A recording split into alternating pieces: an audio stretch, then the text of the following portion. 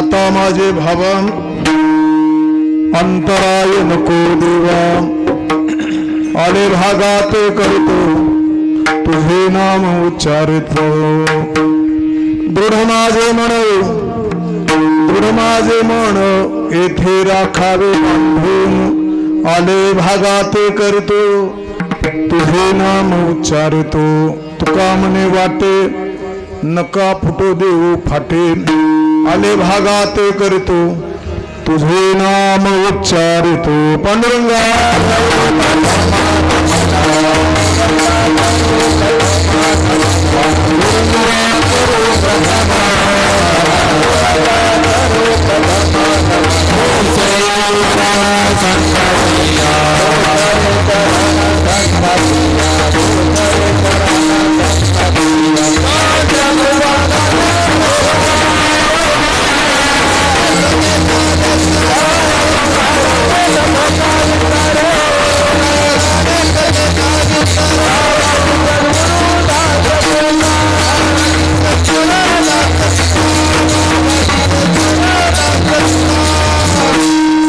परमात्मा प्रभू श्री रामचंद्रांच्या चरणावर, संत श्रेष्ठ श्री सावताबाबांच्या चरणावर हे कीर्तन सेवेचं पुष्प अर्पण करण्याच्या निमित्ताने या ठिकाणी कीर्तन सेवेसाठी घेतलेला जो अभंग आहे, संत श्रेष्ठ श्री तुकाराम महाराज यांचा चार चरणाचा मागणीप्रद अशा प्रसंगातील एक विशिष्ट अशा प्रकारचा सुप्रसिद्ध आणि अतिशय महत्वाचा अभंग आहे. विठ्ठला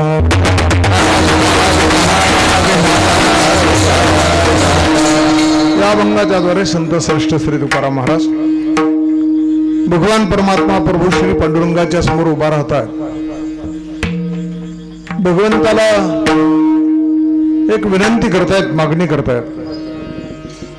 या अभंगातली मागणी क्षेमाची असून महाराज असं म्हणताय, देवा आमच्या अंतःकरणात तुमच्याविषयी जो भाव निर्माण झालेला आहे त्याला आता इथून पुढे अंतराय देऊ नका, अंतर देऊ नका. हे जर तुम्ही केलं तर माझ्या वाट्याला, माझ्या भागाला, माझ्या नशिबानं, माझ्या आणि प्रारब्धानं प्राप्त झालेलं जे जे आहे ते करतो, करीत राहील. आणि ते करीत असताना तुझं नाम उच्चारायचं काम मी करेन. त्याच्यात जी अडचण आहे, देवाच्या संबंधात निर्माण झालेला जो भाव आहे तो भाव अंतराय करण्यासाठी जी अडचण आहे ते म्हणजे मन. त्या मनाची जबाबदारी तुम्ही घ्या आणि ते तुमच्या जवळ, तुमच्या ठिकाणी तुम्हीच तुमच्या शक्तीनं बांधून ठेवा. आणखीन एक गोष्ट करा की आता जी वाट धरलेली आहे तुमच्या संबंधामध्ये, आमच्या अंतःकरणात जो भाव निर्माण झालेला आहे, जी परमार्थाची योग्य वाट आम्हाला सापडलेली आहे, त्या वाटेला अनेक विघ्न आहेत, अनेक फाटे फुटतात. ते फाटे काही आता फुटू देऊ नका. सरळ रस्त्याने निघालेला जो मार्ग आहे तो प्राप्तीच्या पहिल्या तीरापर्यंत तुम्ही नेऊन पोचवा, अशा प्रकारची विनंती महाराज या अभंगात करतायत. उठाला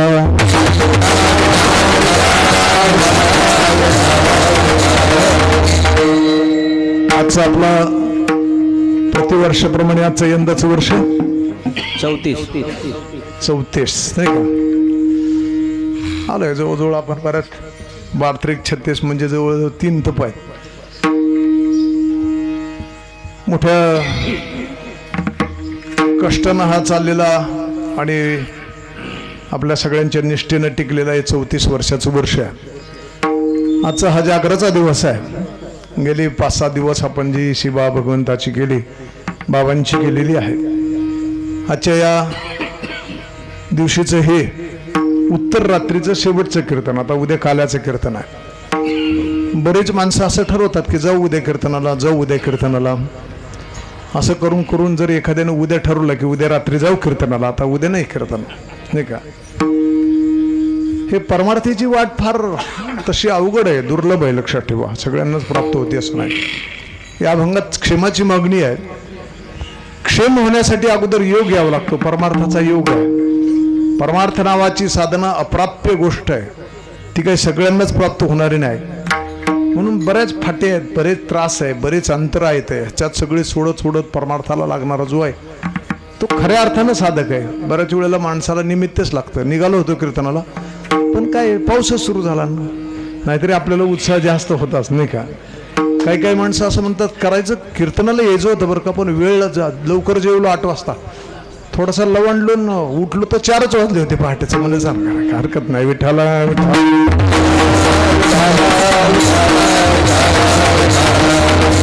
परमार्थ साधना ही साधना अत्यंत चिकाटीची साधना आहे, जीवनामध्ये अतिशय महत्वाची गोष्ट आहे.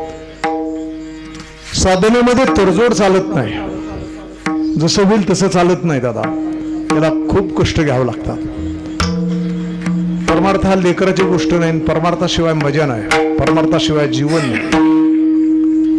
मुलाबाळाचा नुसता संसार करणारी तुमच्या माझ्यासारखी माणसं ज्या वेळेला शेवटच्या टप्प्यात ओरडतात ना, त्यावेळेला त्याला कळतं की ह्याच्यात काही तथ्य नाही बरं का. माझ्याकडे रोजच्या वकिलीच्या अनुभवात पुष्कळ लोक येतात.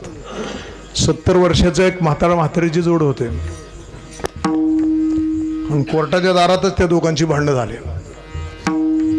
आम्ही मध्यस्थीला होतो. ते म्हातारे भांडता भांडता एका शब्दातच म्हाताऱ्याला म्हणाले, मला काय माहिती आहे तुम्ही असं असाल म्हणून, नाही तर तुमच्याशी लग्नच केलं नसतं. किती वर्ष बा? 17व्या वर्षी. 17व्या वर्षी हा जीवनाचा खेळ खोटा जर झाला तर कळणार कधी हा महत्वाचा भाग आहे. विठ्ठल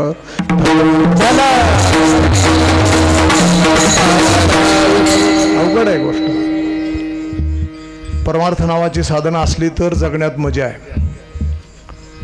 नाहीतर काही नाही. आला मनुष्य, काम धंदा केला, 2 पोरं बाळ झाली, नेहमीप्रमाणे 4 माणसाच्या खांद्यावर बसून गेला, संपला विषय. समाज रूढीप्रमाणे लोक फक्त 10-12 दिवस दुःख पाळतात, संपला विषय. कुठवर पाळायचं म्हणले आता पोराबाळांचं बघा ना, यांचं काय बघता. गोष्टी विदारक गोष्ट आहे. परमार्थासाठी सावध होण्याची गरज आहे. वेळ थोडा आहे. 50 वर्षाच्या पुढची गेलेली आपण सगळी माणसं आहेत. किती वेळ राहिला? आलेल्या वेळामध्ये परमार्थ साधना केली तर अजूनही आपल्याला अपेक्षित जे ते गोष्टी साधता येतात. कारण परमार्थात शेवटच्या घटकेपर्यंत वेळ जात नाही, लक्षात ठेवा. प्रपंचातली वेळ जात असते. प्रपंचामध्ये योग्य वेळेला योग्य केलं तर ते होतं. कायद्याप्रमाणे 22व्या वर्षी लग्न करायचंय, पण 17व्या वर्षी ना 80व्या वर्षी तो म्हणला आता मला लग्न करायचं जमणार नाही, वेळ निघून गेले. तोंडात दात नसतील सुपारी खायला द्या म्हणला, मी कडा खातो, जमणार नाही, वेळ निघून गेले. 80व्या वर्षी 3 मजली बिल्डिंग मी बांधतो म्हणल्याबरोबर बांधायला सुरुवात केल्यावर काय होईल? काही नाही. प्रथम वर्ष श्राद्ध आणि वास्तुशांती एकाच दिवशी करायची पाळी गेली. विठ्ठला प्रपंचातली वेळ निघून जाते दादा, पण परमार्थातली वेळ निघून नसते जात. परमार्थात जागा झाला ना, ज्या क्षणाला तो परमार्थामध्ये जागा होईल तो क्षण त्याच्या आयुष्यातला सुवर्ण क्षण आहे. मग किती थोडा राहू द्या. आमच्या राजा परीक्षितीला 7 दिवस राहिले, 7 दिवसात उद्धार झाला. जाऊ द्या, 7 दिवसाचं सोडून द्या. खटवांग नावाचा राजा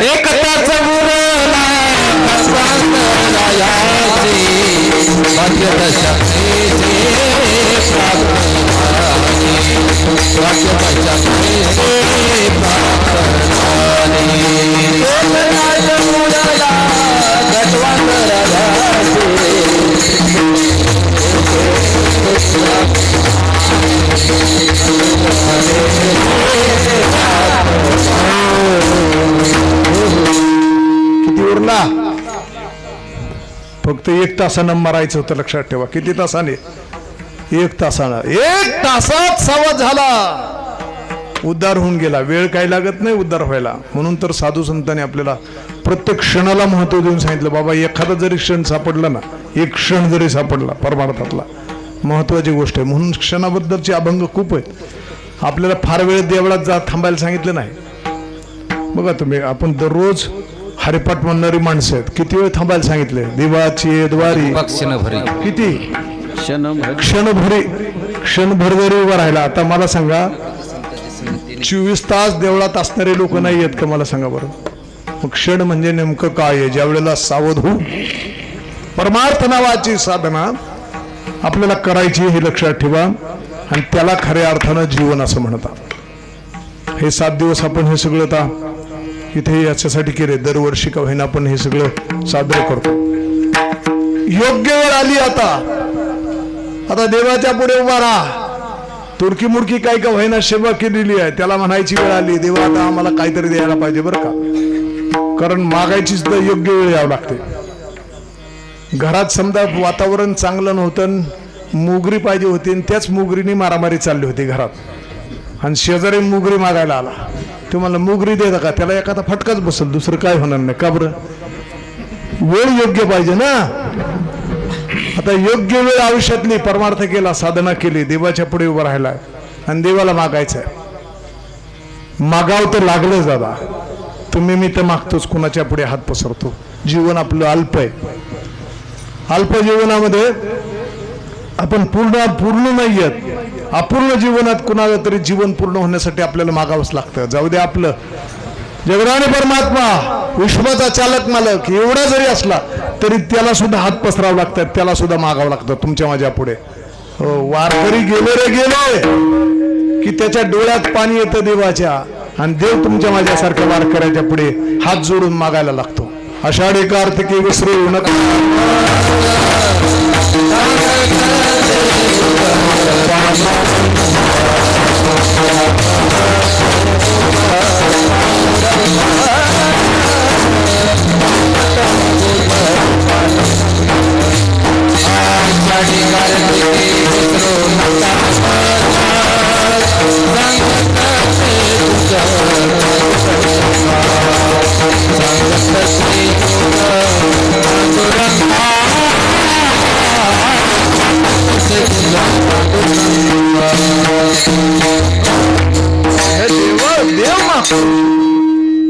देवाला मागावं लागतं. देवाने मागितलेलं उदाहरण आपल्याला माहिती आहे.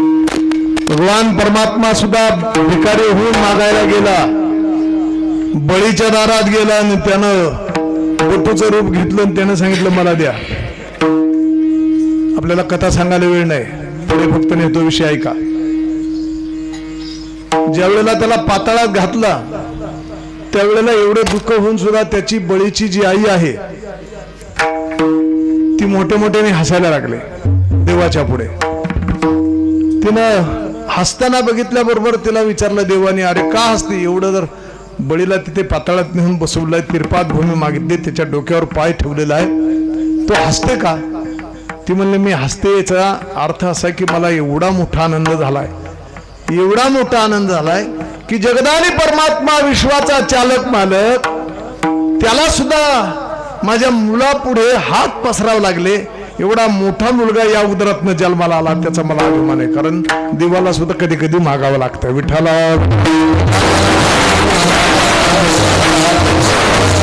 संत मागणी देवापुढे करतात, आणि तुमच्या माझ्यासारखा माणूस सुद्धा देवापुढे मागतोच, नेहमीच मागतो. मला सांगा, आपण आईसाहेबाच्या देवळात गेल्यावर काहीच मागितलं नाही तर तसं येतो का? मला सांगा बरं. तसं नाही येत.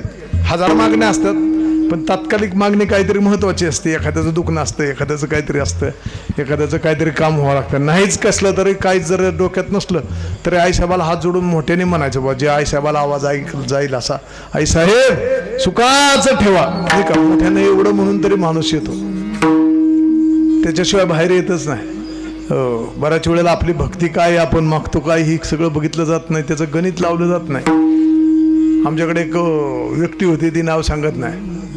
ते व्यक्ती मोठी भारी होती बरं का, आपलातनं व्यक्ती होती. असे ती व्यक्ती अशी की त्याच्या खिशात 1 रुपया होता असायचा, आणि तो आईसाहेबाच्या समोर गेला की असा तो रुपया ओवळायचा. ते पुढे बसलेल्या गुरुवाच्या ह्याला वाटायचं की हिथं आता टाकन, पण तो तिथं टाकतच नव्हता. त्याला वाटलं पुढच्या ताटात टाकन, तिकडे तिकडं ओवळायचा आणि ओवळून परत खिशात ठेवायचा आणि सगळ्या देवाला दाखवून घरी न्यायचा. परत दुसऱ्या दिवशी तोच ओवळायचा. त्याला आम्ही विचारलं, हे किती दिवस झालं? मला 10-12 वर्ष झाले ना असंच चाललंय, ह्याच रुपयावर काम आहे. मला विठाला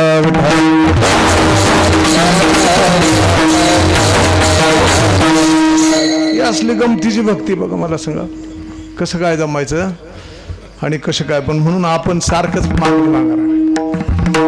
वाढावे संता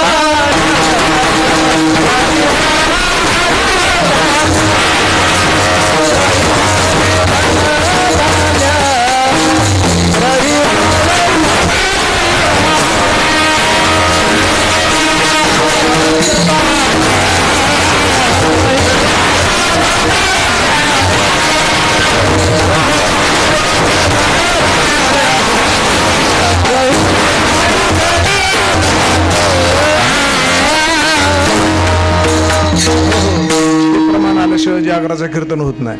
तसं नाही का, काल्याच्या कीर्तनात सुद्धा नंदाच्या घराला आणि मजने गोकुळाला हे आल्याशिवाय होत नाही. तसं हे जागराचं कीर्तन आहे. माणसं काय मागतात? वाढावे संतान, ग्रही व्हावे धनधान्य. संतान भरपूर व्हावं, घरात भरपूर धन धान्य असावं, सगळं जिथल्या तिथं सगळं चालावं, ही देवाच्या पुढे आपली मागणी आहे. अरे माझा विषय असा आहे, देव मागतो, संत मागतात आणि आपणही मागतो. मागण्यामध्ये फरक आहे, मागण्यातला फरक वेगवेगळा आहे. बघा तुम्ही, काही मागणी राक्षसी प्रवृत्तीची आहे, काही मागणी जी आहे ती आणि स्वार्थी प्रवृत्तीची आहे, आणि काही मागणी जी आहे ती परार्थी प्रवृत्तीची आहे. विठ्ठला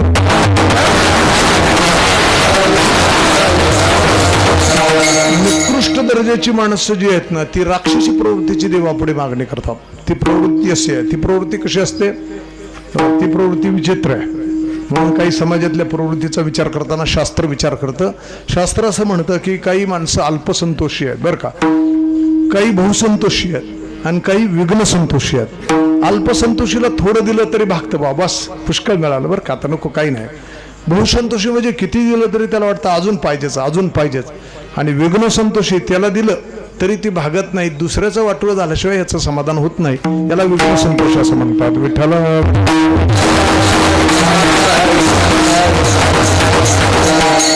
म्हणून माऊली याचं वर्णन करताना माऊलींनी सुंदर वर्णन केलंय. आपला जीव गेला तरी चालेल, पण दुसऱ्याला अंधारात करायचं हे जसं पतंगाचं काम आहे बरं का. माऊलींचं वर्णन, माऊली सुंदर वर्णन करतात. दिवा लावलेला आहे आणि पतंग नावाचा जो आहे ते पतंग त्या दिव्यावर झडप घालतो. खरं तर वास्तविक आता झडप घातली नाही पाहिजे. त्याचं कारण झडप घालून काहीच उपयोग नाही, स्वतः जळून जाणार आहे. जैसे दीप्ती पतिंगा लिंगन ते तो त्यासी अचूक मरण. माऊली म्हणतात दिव्यावर आलिंगन दिलं, झडप घातली तर त्याला अचूक मरण आहे. तो मरतो पण दिवा विझून मरतो, दुसऱ्याला अंधार स्वतःचा जीव जातो. अशी काही माणसं आहेत. जंगलामध्ये वाघ होता आणि वाघ असल्यामुळे तिकडे कोणी जात नव्हतं, पण गावातला एक माणूस आहे मुद्दाम जिथं वाघ होता तिथंच जाऊन बसायचा. लोकांनी विचारलं का रे दादा काय करतो? काय नाही म्हणला, ते वाघ आहे ना वाघ, त्यांनी मला खावं. म्हणलं का बरं, तू वैतागला काय, काय तुला कोणी सांभाळत नाही का, काय झालं? नाही म्हणला, त्याचं कारण असं की अजून या वाघाला माणसाच्या रक्ताची चटक लागली नाही. एकदा चटक लागली की या गावात कुणीच राहायचं नाही. म्हणला काय वृत्ती आहे मला सांगा. विठ्ठला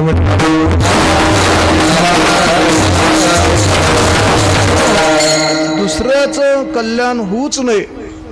आता बघा, सुधारायसाठी सांगतो बरं का, हसायसाठी नाही. आपण सुद्धा थोड्याफार प्रमाणात आपलं आत्मचिंतन करा.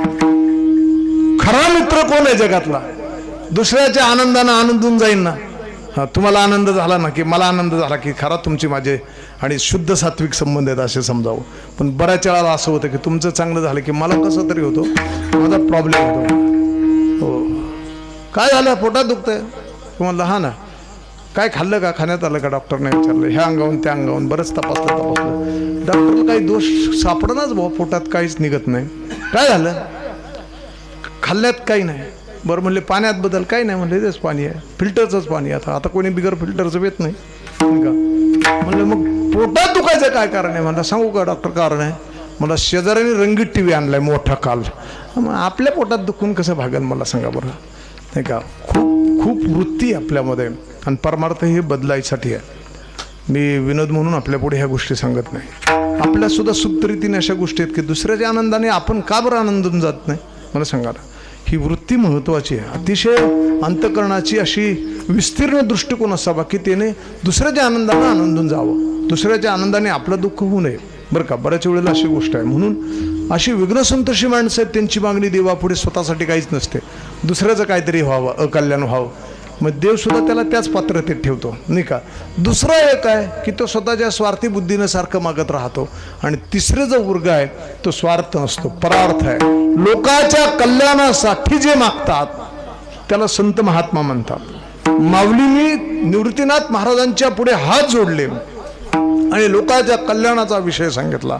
आम्हाला काहीच नको, आम्हाला एक द्या, जे खळांची व्यंकटेश सांडू. जगाच्या दृष्टीनं मागणी केली. माऊलींचं हे पसायदान आहे बरं का.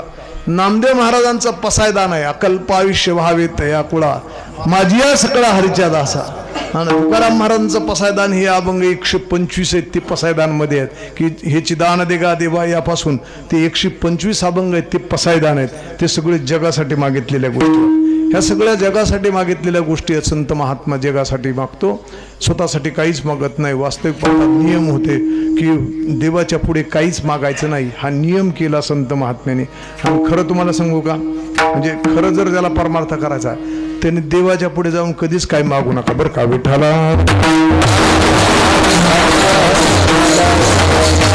देवाच्या पुढे जाऊन मागितलं ना की मागितलं की डोळं देवाला कसं तरी होतं.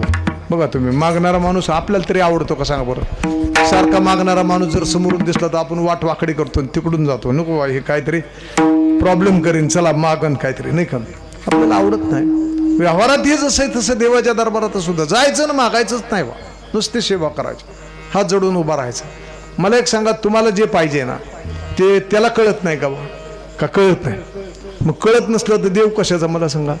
अहो, एका जन्मातला मर्त्य जन्मातला एक बाप, तेवढ्याच एवढ्या एका जन्माचा संबंध आहे. तो बाप आहे ना, तो बाप जेवायला बसल्यावर त्याच्या दृष्टीला पडलं की पोराच्या पाठीवरचा शर्ट फाटलेला आहे. हे पोरानं सांगितलं नाही, त्यानं बघितलं. पण त्यानं जेवता जेवता ठरवलं की आता संध्याकाळी येताना नवीन शर्ट काही करून आणू. उसने घेईल, व्याजाने घेईल, नाही तर उदारीवर आणीन, पण घेऊन येईल. कोण? नीट ऐका, एका जन्माचा एवढा संबंध आहे बाप आहे तो. पण ज्यानं जन्माला घातलं तो जन्माच्या अगोदर जो आपली काळजी करतो. तुम्ही जन्माला येण्यापूर्वी ज्यानं काळजी केली की आता हे जन्माला येणार आहे, त्याला दूध लागणार आहे. आईच्या स्तनामध्ये दूध ज्यानं निर्माण केलं, ती भाषा आमच्या संतांची, कोणी केली बाळा, कोणी केली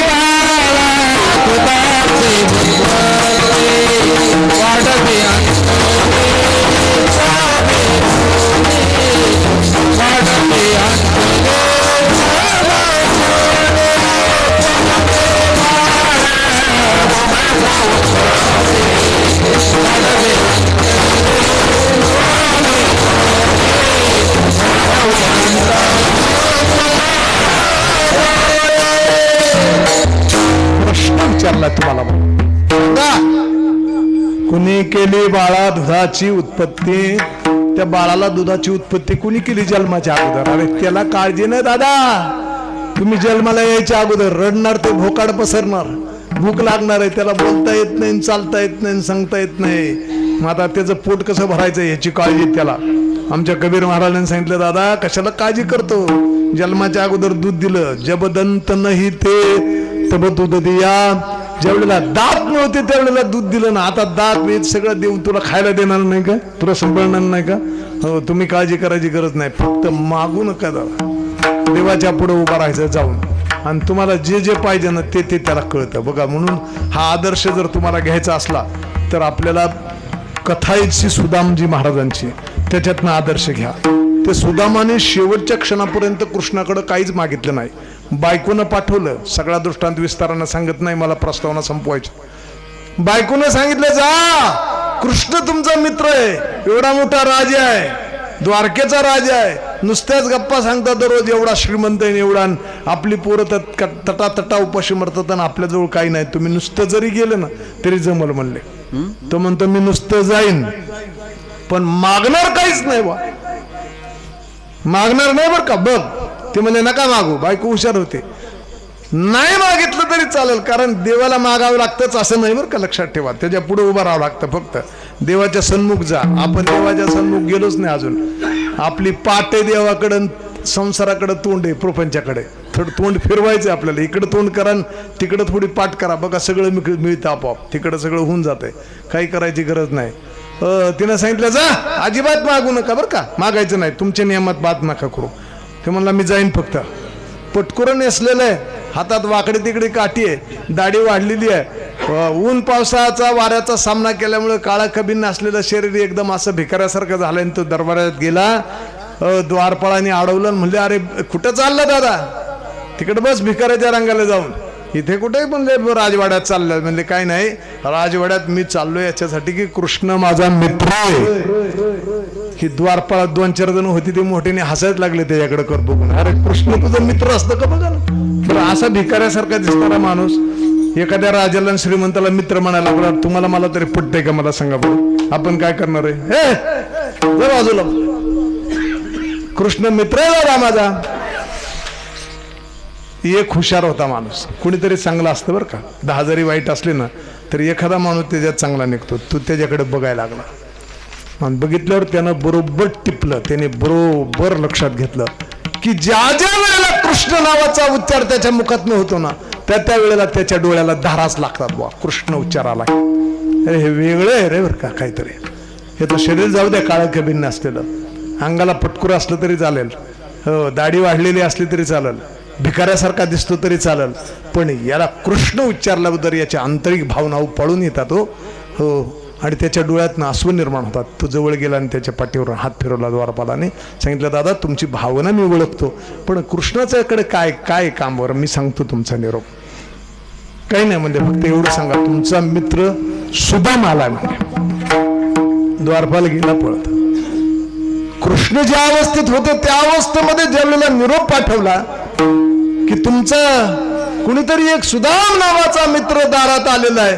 सुदाम हे नाव भगवान परमात्मा कृष्णाच्या कानावर पडल्यावर ज्या अवस्थेत आमचा भगवान होता त्या अवस्थेत छलांग मारली, उडी मारली आणि धावतच तो भगवान परमात्मा ब्रह्मांडाचा धनी ज्या वेळेला पळत आला आणि मिठीच मारले. वा मला पुढे सांगायचं आहे का महाराज, फार गोड चरित्र असतात.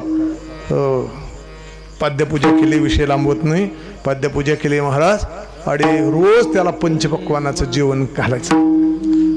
पण जात असतं का सांगा, ते पंचपक्वान वाढलेलं ताट होतं ना, त्याच्याकडे बघितलं ना तुम्हाला सांगतो की त्याच्या डोळ्यात पाणी यायचं. पोरं आठवायचे तटा उपाशी मारणारे.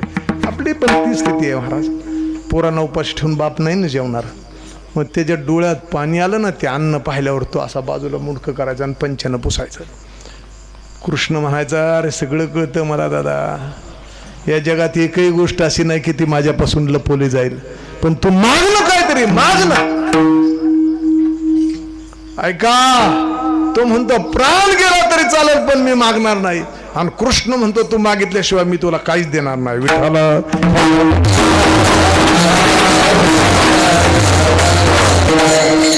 दोघांच्या भूमिकेत आहेत. आता कोण जिंकतंय ते बघा. आपल्याला इथे विषय आणायचा. दोघांच्या भूमिकेत आहेत. नाहीच हो, हा पाय दाबायचा. पाय दाबताना सगळ्या गप्पा मारायचा. समाजकारण म्हणू नका, राजकारण म्हणू नका, धर्मकारण म्हणू नका, कृष्ण सगळ्या गप्पा मारायचा. आणि सुदामला वाटायचं की हो सगळ्या गप्पा मारतो पण तू का आला हेच विचारित नाही, कशासाठी आलाय तेवढाच विषय बाजूला ठेवायचा. बस तेवढंच विचारायचं नाही तर सगळं करायचं, सगळं बोलायचं. शेवट आला, बस जायचा दिवस आला. डोळ्यात आसू निर्माण झाले. महाराज भगवान परमात्मा श्रीकृष्णाचा निरोप घ्यायला लागला आणि सांगितलं, कृष्णा आता जातो, बरं जातो, आता वेळ झाली जायची, मुलाबाळात जायचं. खूप दिवस काढले तुझे, श्रीमंती आहे, मोठा आनंद झाला, तुझं ऐश्वर बघून, चला मी निघतो म्हणले. निरोप घ्यायला लागला. डोळ्यात आसू निर्माण झालेली आहेत. भगवान परमात्मा निरोप द्यायला आला आणि आल्याबरोबर आता दाराच्या बाहेर सुदामानं पाऊल टाकणार तेवढ्यात कृष्णाने सांगितलं, थांब सुदामा, कसं जाता येणार नाही, शेवटची परीक्षा. म्हणजे काय झालं? काय ना म्हणले, तुझी निसून चाललाय, त्याला सोन्याच्या काड्या आहेत म्हणला, ते पितांबर ते काढ, आणि तुझ्या गळ्यात म्हणला रत्नजडीत हात आहे, त्याची कोट्यावधी रुपयाची किंमत आहे, तो हार काढ. ही होतं काय म्हणला येताना तुला? आणि नौकराला सांगितलं, ह्याचं ते पटकुरं धुवून ठेवलं ना, ते फाटकं तुटकं कमरेला गुंडाळायचं, ते घेऊन ये. ते पळत गेलं नौकरा, त्याने आणलं, त्याचं ते काढून घेतलं, काठी दिली त्याची वाकडे तिकडे हातातली, त्याने ते पटकुरं गुंडाळं सोन्याच्या काड्या असलेला ते देऊन टाकलं, गळ्यातलं दिलं. आणि एकदा केवलवाण्यानं जरीनं कृष्णाकडे बघितलं, म्हणला एवढा कंजूस झाला काय दादा? संदीपान ऋषीच्या आश्रमात आपण राहत असताना माझ्या तोंडातलं वडून खायचं ना, तूच ना तू, नाही का? कसा एवढा कंजूस झाला रे? पण असू दे, तुझी श्रीमंती तुला लखला, बस माझी गरिबी मला लखला, नको दादा तुझं काही मला. कृष्णाचे डोळे डबडबले. शेवटची परीक्षा घेऊन सुद्धा हा काहीच मागत नाही, काहीच मागत नाही. त्यानं हात जोडले म्हणले, कृष्ण जातो. लांब चाललेली त्याची मूर्ती पाहत पाहत आमचा देव डसडसा रडत उभा राहिला आणि शेवटी त्याला त्याचा माघार घ्यावा लागली, त्याची प्रतिज्ञा मोडावी लागली. म्हणले बास तू जिंकला आणि मी हरलो, नको मागू नको मागू, नाही मागितलं तरी तुझ्या आईच्या आत मी सोन्याचा गाव तुला देतो. कारण देव हरतो देव देतो, फक्त मागायची घाई करू नका. विठ्ठल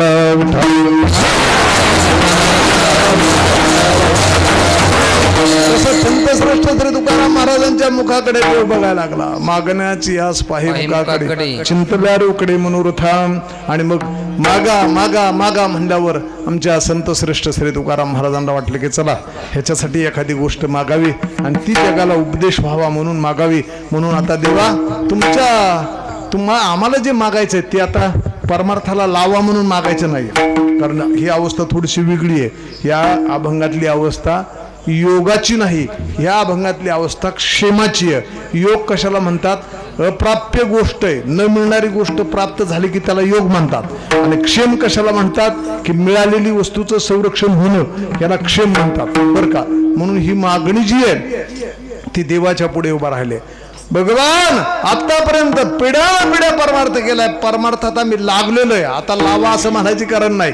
पण आता तुमच्या विषयी अंतकरणात निर्माण झालेला जो भाव आहे ना आता हा मात्र टिकवायला तुमची मदतीची गरज आहे. हे तुम्ही मला द्या अभंगाच्या पहिल्या.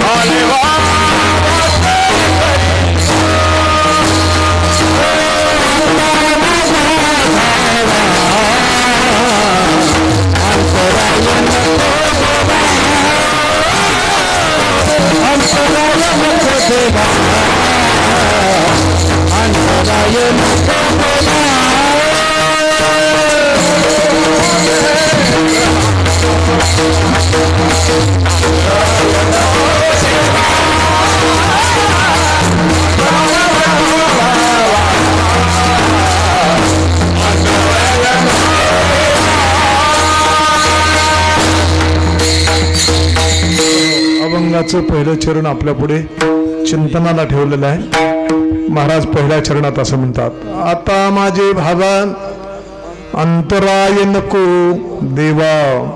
हे अभंगाचं पहिलं चरण आहे. महाराज या अभंगात मागणी देवाच्या पुढे करतात, पण ही मागणी मागणीत पडत नाही, कारण ही परमार्थाच्या संबंधातली आहे. परमार्थाच्या संबंधात देवाच्या पुढे मागावं म्हणजे ते मागितल्यासारखं होत नाही, कारण परमार्थात एकच मागणी असते, ती परमार्थाच्या संबंधातली असते. प्रपंचातली मागणी एक असूच शकत नाही. एक मागायला गेलं की त्याच्यातनं दुसरं निर्माण होतं. मागणी संपतच नाही. माऊलींनी फार सुंदर उदाहरण देताना असं म्हणतात की आपलं हे कधी थांबल वा, नाही का.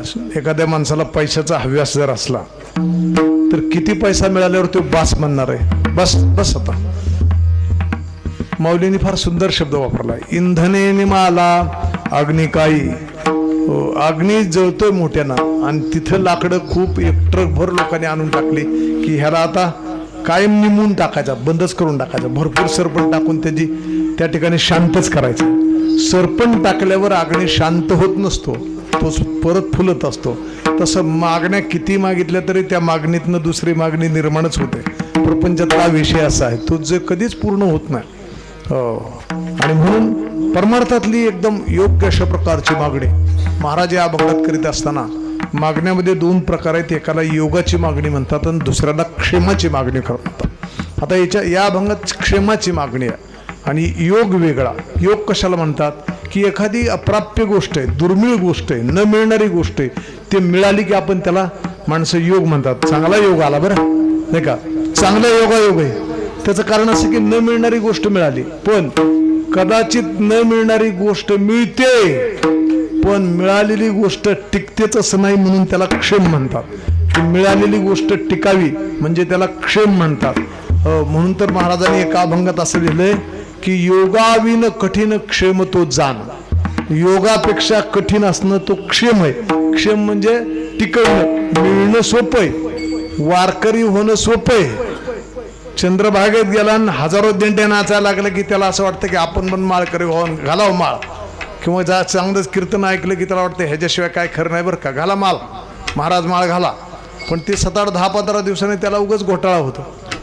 तो लगेच गडबडच जातो. पाहुण्या रावळ्यात गेला की पाहुणे रावळे त्याला म्हणतात, बाबा ही कुणी सांगितलं दादा उद्योग घे तुम्हाला, कशालाही उद्योग केला. आणि त्याला पण वाटतं आपलं काहीतरी चुकलं असं, नाही का. अशी घोटाळ्याची गोष्ट आहे. हे टिकणं काही इतकं सोपी गोष्ट नसती. टिकवायला फार धाडस लागतं महाराज मोठं. क्षेम जो आहे तो योगाहून कठीण आहे. आला योग माळकर व्हायचा, पण प्रत्येक दिवशी प्रत्येक जागरण गोंधळात जर अडचणी यायला लागली काय पाहुण्या रावळ्यात, तर पाहुणे रावळे म्हणले ह्याचा काहीतरी खटका करावा, ह्याचा निर्णय करून टाका तुमचा, लय अंतर होतंय आपल्यामध्ये, नाही का. मग ते म्हणतो काय करायचं. मग काहीतरी शहाणा माणसं, फार विचित्र माणसं आहे जगात का, फार भेटलेले कितीतरी विचित्र माणसं. ते आज ह्यांच्याकडे असले उपाय पण असतात. ते म्हणलं काय ना, आमच्या गावात होतं ना एक माणूस, पण हे उपाय तुम्ही करू नका बरं का, म्हणजे उगा आपलं गंमत म्हणून सांगतो. ते म्हणलं आमच्या गावात होता ना एक माणूस असं की त्याला माळ उगं बळत घातली आणि त्याला काढायची होती. तर मग त्यांनी मला केली की माल, मग घेऊ तर पुढं सरकूनच बसला. म्हणलं कसं काय उपाय असतो, त्याला तर बरं वाटायला लागलं पुढं सरकून बसले. मला उपाय आहे ना, काय उपाय काय नाही. म्हणलं आपल्या हातात नसते काढायचे. म्हणला देवाची इच्छा असली तर आपोआप निघती. म्हणला जायचं चंद्रभागेत डुबकुळी मारायची आणि गेली वरची वर निघून, तर काय आपला काय दोष आहे त्याला, नाही का. त्याचीच माळ आहे त्यांनीच घेतली, अरे वा, नाही का, सुंदर गोष्ट आहे ना, काय अडचण नाही. ह्याला तर 100%च पटलं बुवा, कारण ते असं सीमेवरच शिकडच उडी टाकायची होती त्याला. ह्याला माळकरी म्हणतात का मला सांगा दादा, हे सीमेवर होता ते त्यांनी दिवस सुद्धा उगू दिला नाही लवकर. पहाटच अंधाराचाच गेला, थेट गाडी धरली की उतरला चंद्रभागेत. आणि चंद्रभागेत गेल्यावर त्याला पहिलं कपडे काढले, डुबकुळी मारल्यावर त्याच्या डोक्यात होतं की आता तिची ती निघून गेल्यावर कुठं प्रश्न आपला काय आता. पण त्याचं दुर्दैव असं दादा, त्याची जी माळ होती ना त्याला आकोड दोरा होता, ती अशा गळ्याला पॅकच होता. 5-25 बुड्या मारल्या, लाल डोळे झाले, लाल. फार दिवस उगाला आणि ऊन पडले तरी हे असाच खालीवर खालीवर करतो. लोक म्हणले झालं ना राव स्नान, किती तुमचं प्रेम आहे म्हणलं बा चंद्रभागेवर, किती तुमचं हे, किती आंघोळ करता राव, किती झालं काय. तिचे डोळे लाल झाले पण ती माळ निघाना. आता मला सांगा मेला असताना तरी माळ निघणार नाही बा. विठ्ठला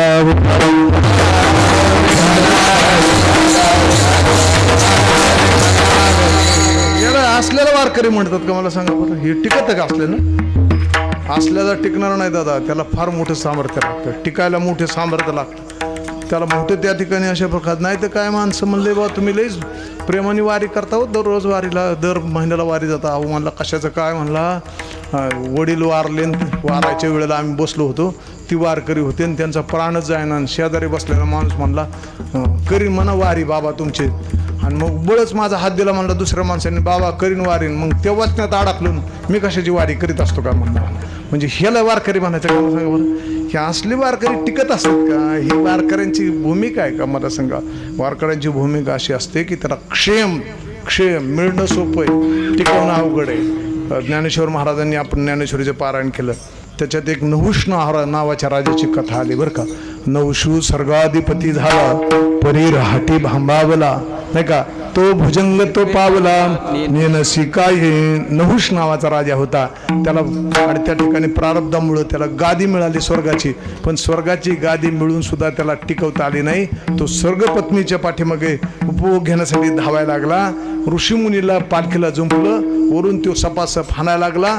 ऋषीमुनीने आशीर्वाद दिला, त्याला शाप दिला, सांगितलं आम्हाला सपसप मरून मारतो ना तर तूच साप होऊन पडशील. नहुष राजा पालखीत साप झाला, पण स्वर्गाची गादी मिळून त्याला टिकवता आलं नाही. कारण मिळणं सोपं आहे पण टिकवून अवघड आहे. विठ्ठला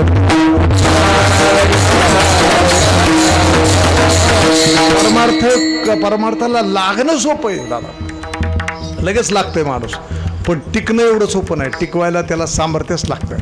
टिकवायला त्याची इंद्रिय आहेत ना, ते इंद्रिय बलवान आहेत, त्याच्यापेक्षा नियमापेक्षा इंद्रिय बलवान असतात. तुमच्या लक्षात ठेवा बरं का. आपला घात आपणच करतो, आपण घात करू, शत्रू झालो मी दावेदार, नाही का. आपला घात आपणच केला. कुणाचा घात केला? आपल्याच इंद्रियांनी घात केला. परमार्थाला कोण येऊ देत नाही. सिनेमा आवडतो, पिक्चर आवडतो, टीव्ही आवडतं का, देवाचं दर्शन करायला आवडतं, नाही का, काहीतरी दुसरं तिसरं ऐकायला आवडतं का, कीर्तन ऐकायला आवडतं. मला सांगा हे सगळे पंचेंद्रिय हे लपट झाले विषयासाठी, तिकडे धावतात. या विषयाचा स्वभाव तसा आहे बरं का. या विषयापासून काही आणि सर्वतारम्य नाही, ऐसा स्वभावची पाही इंद्रियांचा स्वभाव तसा की त्याला विषय आवडतात आणि तो तिकडे ओढतो. आणि शेवटी ते विषय तिकडे वडीत असल्यामुळे हा त्या इंद्रियाच्या पुढे दीन होतो आणि हात पसरतो. आणि बघा मग देवापुढे विनंती करते की तुका म्हणे माझा सकळ देह व्हाव आणि कटोको ठाव चिंतूया. सगळी इंद्रिय तुमच्याकडे लावा, याच्यासाठी तो प्रयत्न करतो असा, आणि त्याला क्षेम साधण्याचा प्रयत्न करतो. आणि मग त्याला दुःख होतं. कामे नेले चित्त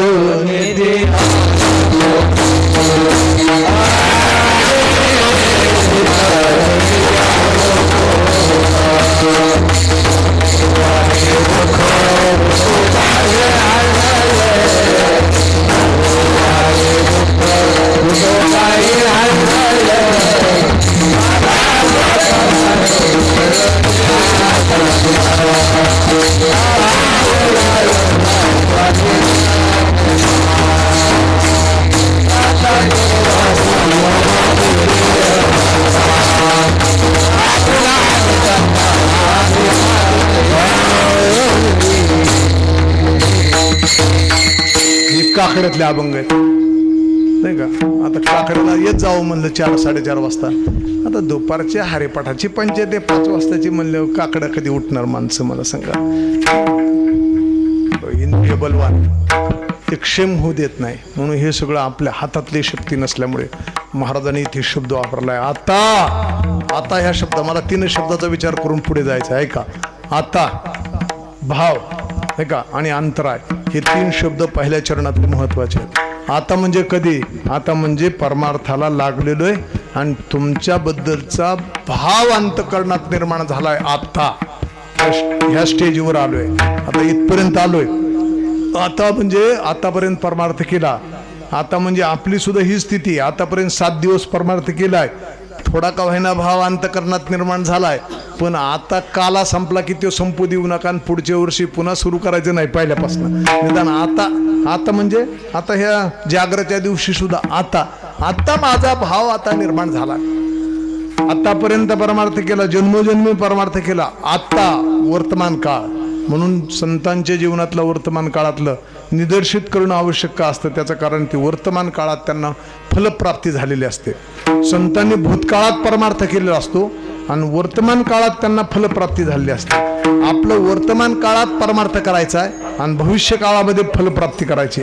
आणि म्हणून एक वाक्य फक्त मी सांगतो, किती समजल ते बघा बरं का. संतांचा भूतकाळ आपला वर्तमान काळ व्हावा आणि संतांचा वर्तमान काळ आपला भविष्य काळ व्हावा, म्हणजे आपलं उज्ज्वल भविष्य. विठ्ठल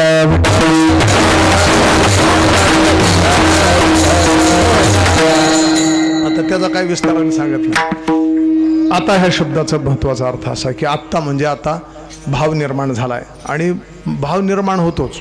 भाव निर्माण झालाय तो टिकत नाही. म्हणून महाराज सांगतात भाव निर्माण झालाय, योग आलाय परमार्थात लागायचा. पण आता काय करा? आता माझे भाव म्हणजे नेमकं काय?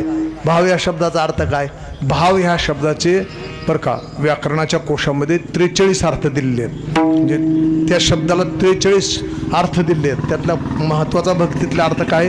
प्रेम, भक्ती बरं का, श्रद्धा आणि भाव हे 4 शब्द एकत्रित वापरले जातात. मग 4 शब्द तसे अर्थ वेगवेगळे आहेत. व्यवहारात भाव म्हणजे किंमत केली जाते. काय भाव दिली मिरची, काय भाव दिला कांदा, याचा अर्थ काय झाला? तर ते किंमत म्हणून बघितले जाते. काही वेळेला एखाद्या वस्तूचं निर्देशन करीत असताना भाव शब्द वापरला जातो की माझं बोलण्याचा भाव तसा नव्हता बरं का, माझं उद्दिष्ट तसं नव्हतं. अनेक प्रकारचे शब्दांचे भाव या शब्दात अर्थ आहेत. पण आपल्याला अपेक्षित अर्थ असा आहे की भक्ती, प्रेम, श्रद्धा आणि भाव हे एकत्रितरित्या परमार्थामध्ये वापरलेले शब्द आहेत बरं का. म्हणून भाव हा कृतीपासून वेगळा आहे बरं का. नुसती कृती चालत नाही परमार्थामध्ये, तर परमार्थामध्ये कृतीसहित भाव जो आहे बरं का, ज्ञानासहित भक्ती आणि कृतीसहित भाव असं जर असलं तर ती भक्ती श्रेष्ठ होते. विठ्ठल नुसती कृती उपयोगीची नाही. बऱ्याच वेळेला कृती कशी आहे त्याच्यावरून भाव ठरवला जात नाही. कृती परमार्थाची असू शकते, कृती चांगली पण असू शकते, पण त्याच्यातला भाव वेगवेगळा असू शकतो बरं का. कृती काही विशेष महत्वाची नाही आहे, पण कृतीच्या पाठीमागे भाव काय महत्वाचा आहे हे कळण्यासाठी एक साधा दृष्टांत सांगतो. साधा दृष्टांत असा व्यवहारातला की एक साहेब होते आणि त्या रस्त्यानं जात असताना वस्त्या होत्या पलीकडच्या बाजूला आणि त्या साहेबांची गाडी चिखलात फसली. 5-6 माणसं धावत आली. 4-5 माणसांनी ते साहेबांची गाडी मागं पुढं करून चिखलातनं बाहेर काढून दिली. साहेब खाली उतरले. हे लोक घामोघाम झालेले होते आणि उतरल्याबरोबर साहेब खाली उतरल्याबरोबर सगळ्यांचे आभार मानले. म्हणले बा तुमचे आभार कसे मानावेत काय नाही. आणि त्यांनी मग 1000-2000चं पाकिटातनं पैसे काढले, त्यांच्या हातात दिले त्या लोकांच्या आणि सहज बोलता चौकशी केली, कुठे राहता म्हणजे काय या वस्तीवरच आम्ही राहतो. बरं झालं बा तुम्ही मला मदत केली, माझी फार अडचण झाली असती, चिखलात गाडी रुतलेली होती, अमुक तमुक पावसाळ्याचे दिवस आहे, कसं निघाले असतं काय होईल. पण साहेबाला सहज वाटलं की इथं राहतात तर मग व्यवसाय काय करतात बा. ही ठीक आहे, पावसाळ्यात गाड्या बिड्या काढून देणं ठीक आहे. अहो म्हणले व्यवसाय काय करतो? काय नाही म्हणलं, हेच गाड्या बिड्या काढून देतो इथनं. म्हणले बा पावसाळ्यात ठीक आहे चिखलामध्ये, पण पावसाळा जर नसलं तर म्हणलं पावसाळा नसलं तर आम्ही कायम पाणी सोडतोच त्याच्यात. म्हणलं काय अडचण नाही. म्हणलं विठाला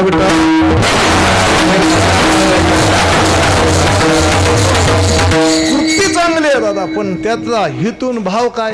भाव खराब आहे बरं का. बऱ्याच वेळेला भाव काय असं सांगता येत नाही. कृती चांगली आहे बरं का. एखादी म्हणून तर आमच्या महाराजांनी अभंग लिहिला बरं का, भाव जो मुले घातले रडाया, नाही आसूर नाही माया. मुलानं आता त्या काळात तुकाराम महाराजांनी हा अभंग लिहिलाय, मुलानं रडायला घातले. पण आपण आता तर काय ऐकलं नाही किंवा मजुरीनी मुलांनी रडायला माणसं आणलीत कुठल्या गावात, असं घडलं नाही. बहुतेक त्यांच्या काळात एखादं खेड गाव आहे ना असं असू शकेल, म्हणून हा अभंग आला असेल. मुलानं रडायला आणली माणसं. कोणीतरी श्रीमंताचे कोण समजा गेलं किंवा जायचं त्यांनी आणि रडायला माणसं पाहिजेत, मग त्यांनी ते रेटच ठरवलेलं असेल बा. तिथं किती पाहिजेत माणसं, किती संख्या म्हणजे 4-5 पाहिजेत. बरं म्हणले मग खालच्या स्वरातले पाहिजेत का तारसप्तकातले पाहिजेत का म्हणले कसली पाहिजे. भाव बदलला ना, भाव बदलू शकतो ना त्याचा नाही का. म्हणजे नाही ते चांगलेच द्या ना, मोठ्या मोठ्या नाही आले बाई जाऊन. मग ते भाव ते ठरवून आणले. त्या माणसा आणल्यावर म्हातारी मेलेले होते आणि त्यांना आणल्यावर म्हणले आता करा नाश्ता पाण्याची चहा पाण्याची सोय. म्हणजे पुढचा कार्यक्रम चांगला झाला पाहिजे ना. मग ती पार तेवढं खाऊन पिऊन चहा पाणी बिस्किट त्याला घालायचे सगळं चालू. मग कार्यक्रम पुढचा ते म्हणले करायचं सुरू. नाही म्हणले अजून माणसं येतात नाही, 1-2 गाड्या येऊन द्या आणि मग करूच. मग त्यांनी सुरू करायचं. हे मोलाने आणल्यावर त्याचं रडतंय मोठ्या मोठ्याने. बरं छातीवर जरी बडवून घेतलं तरी लांब हात नेऊन तिथून वेगात आणायचा, पण टेकवताना हळूच टेकवायचा म्हणजे जेणेकरून छातीला लागणार नाही अशी परिस्थिती. सगळ्या व्यावसायिकच भूमिका त्या. हा कृती आहे, पण भाव काय अजून जर कळालं नाही तर तुकाराम महाराजांचं अजून एक प्रमाण सांगतो. सासूसाठी रडे सून पर्यांतरीचा भाव भिन्न. भाव भिन्न आहे. सासूसाठी सून रडती, मोठ्या मोठ्याने हाणून घेते आणि ती रडताना फक्त मनातली मनात म्हणते सासूबाई जायचंच होतं तर एवढा उशीर कशाला केला, लवकर उरकायचं होतं नाही का, फार त्रास दिला असं असं मनातली मनात म्हणणारी नाही का. एक आमच्याकडे कीर्तनकार गमतीने सांगतात, एक सुनबाईचं सासूबाईचं काहीच जमलं नाही, काय ना आता असं ते असं बाबा समजा, पण ती दोन्हीचं नातं जमणं म्हणजे योगायोगच आहे सगळ्या घरातला नाही का. पण तिला काही जमलं नाही, एकमेकाला काही आयुष्यभर कुणी काही बोललं नाही. ती सासू मेली बहुत दुर्दैवाने. आणि ती जी सून होती ती सारखी सासूच्या डोकं त्या तिथं अंगावर डोकं आपटून असे कमरेभोवती येडे घालून अशी नुसती सारखी अशी रडायची मोठ्या मोठ्याने. हा ती जी ही आली मैत्रीण म्हणली अगं एवढं काय तुला ही लागलंय म्हणले, सासू मेली म्हणले, तू आयुष्यभर बघितलं नाही. ती म्हणली काय नाही, रडण्याच्या नाद करून करून नेमक्या किल्ल्या कुठं ठेवल्यात तेवढ्या फक्त बघायचं चाललंय काम, बाकी काय नाही. आता मला सांगा हे कृती बरोबर आहे, पण भाव काय? भावाला फार महत्व आहे. म्हणून महाराज म्हणतात भाव ही साधना जी आहे, हो अंतरीचा भाव कसा असावा महाराज, हो देवाच्या पुढे उभा राहिला की त्याचा अष्टसात्विक भाव प्रगट व्हावेत. म्हणून त्याला आमच्याकडे सांगितले हो कंठात प्रेम निर्माण होतं. कंठी प्रेम दाटे हृदय प्रगटे.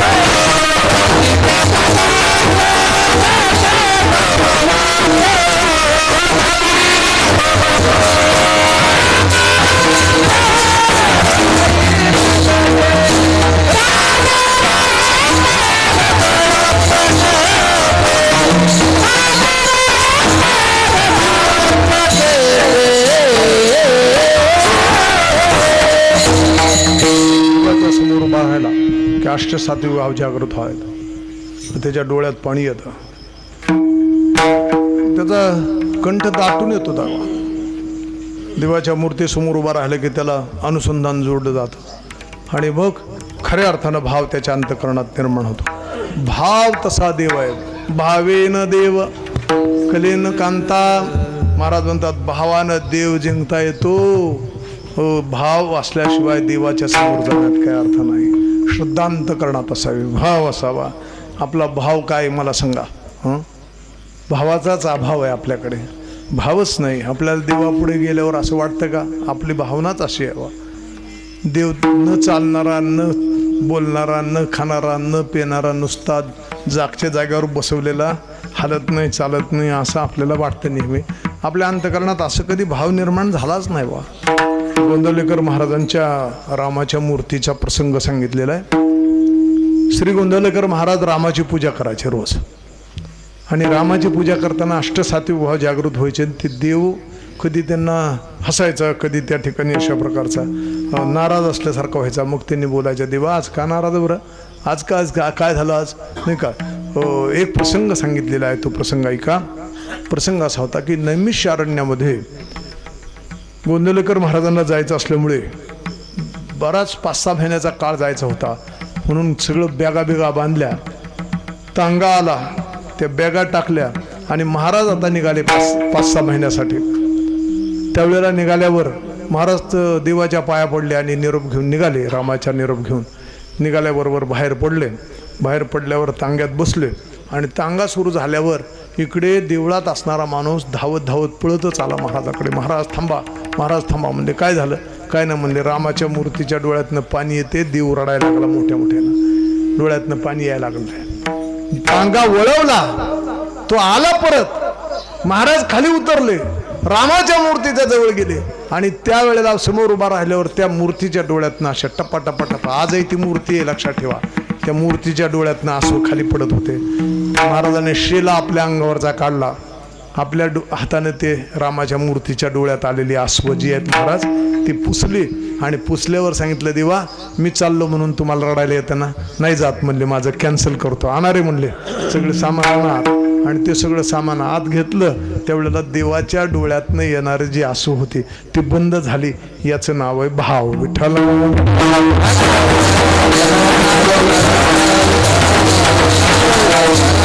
अंतःकरणात भाव असावा. भावानं अष्टसात्विक भाव जागृत होतात. अस्वायसा कुठे आठवची नाही, देहीच विदेही भोदशा. महाराज म्हणतात अरे सगळंच विसरून जातं. अवघ्याचा विसर,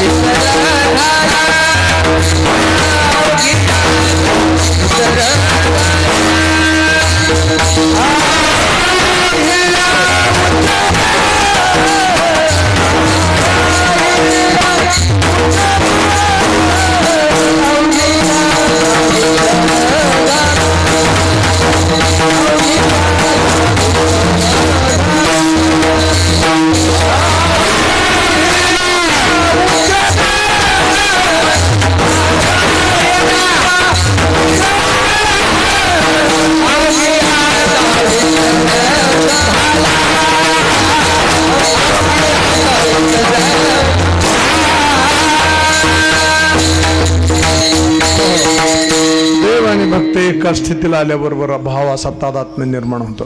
म्हणून बघा आपण हरिपाठ म्हणणारी माणसं आहेत. देवाला आकळायचं असलं तर कोणती एक गोष्ट लागते?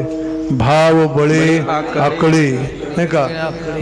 भावानंच तो आकळतो. भाव ज्याचे गाठी त्यासी लाभ उठा उठे. भाव ज्याच्या अंतःकरणात आहे त्याला उठाउठी लाभ होतो बरं का. म्हणून देवाला दुसरं काहीच लागत नाही. देव आणि भक्त एकाच अशा प्रकारच्या स्थितीत आले की दोघांचा भाव एक रूप होतो, तादात्म्य पावतं महाराज. त्याला दुसरं काहीच आठवत नाही. म्हणून आपल्याला महाभारतामध्ये कथा आहे, विदुर पत्नी आणि विदुर काका एकत्र राहत असताना त्यावेळेला भगवान कृष्ण आले आणि कृष्ण आल्यावर विदुर पत्नी ज्या होत्या, सुलभा नाव होतं त्यांचं, त्या एवढ्या गडबडून गेल्या की कुठं बसायला द्यायची जागा कळालंच नाही. देव खाली दरबाच्या आसनावर बसले आणि विदुराची पत्नी चौरंगावर बसले. खरं तर चौरंगावर देवाला बसवायचं होतं, पण भावच तसा तयार झाला महाराज. देहभान विवर्जित अवस्था, देह तादात्म्य नष्ट होणं असं म्हणतात. देव खाली बसला आणि हे खुशाल चौरंगावर बसले. बरं बस नकाच. देव म्हणला मला भूक लागली.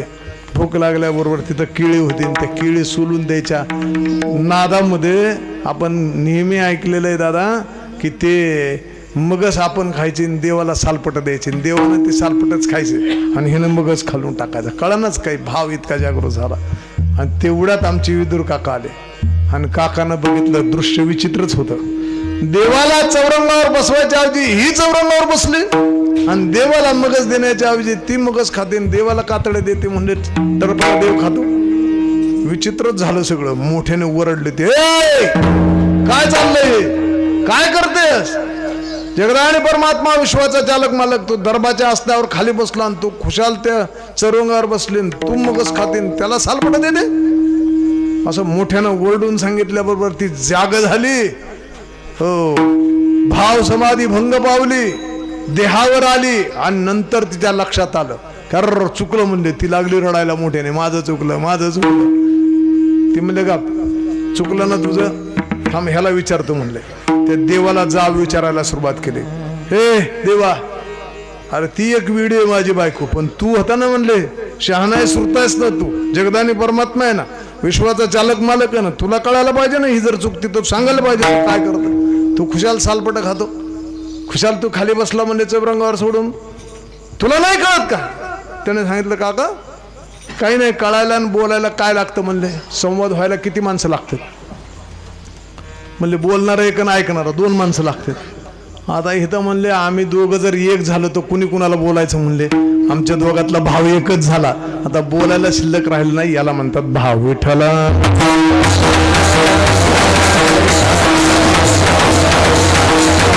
असा भाव ज्याच्या अंतःकरणात आहे त्याला देव आमच्या सावताबाबांसारखा आहे. नाही पंढरपूरला जावं लागत, नका सरप घेऊ, पंढरपूरला जायची गरजच नाही.